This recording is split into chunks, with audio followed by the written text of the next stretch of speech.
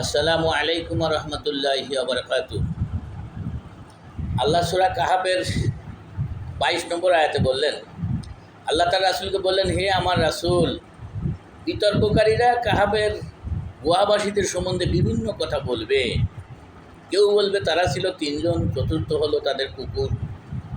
আর কেউ বলবে তারা ছিল পাঁচজন, ষষ্ঠ ছিল তাদের কুকুর। আবার কেউ কেউ বলবে তারা ছিল সাতজন, অষ্টম হলো তাদের কুকুর। তারা অনুমান করেই এ সমস্ত বলবে।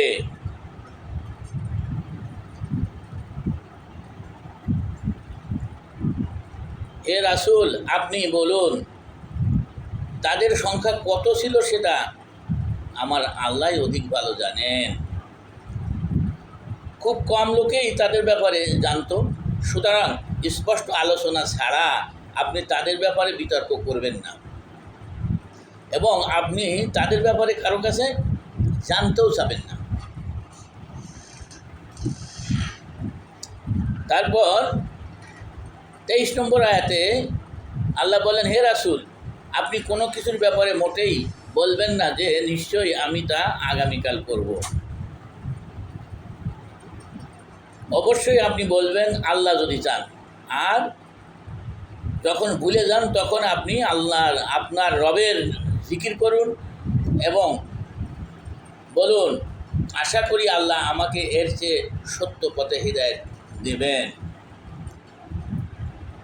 25 নম্বর আয়াতে আল্লাহ বললেন, আল্লাহ তার রাসূলকে বললেন, যুবকরা তাদের গুহায় অবস্থান করেছিল 309 বছর।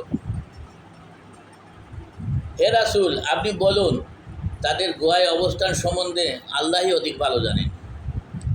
আর আকাশ পৃথিবী গায়েবী বিষয়ে শুধু আল্লাহই জানেন।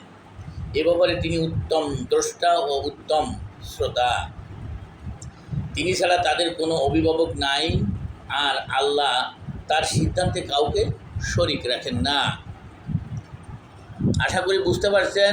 ভিডিওটি শেয়ার করুন, অন্যদের জানার ব্যবস্থা করুন। আসসালামু আলাইকুম রহমতুল্লাহ।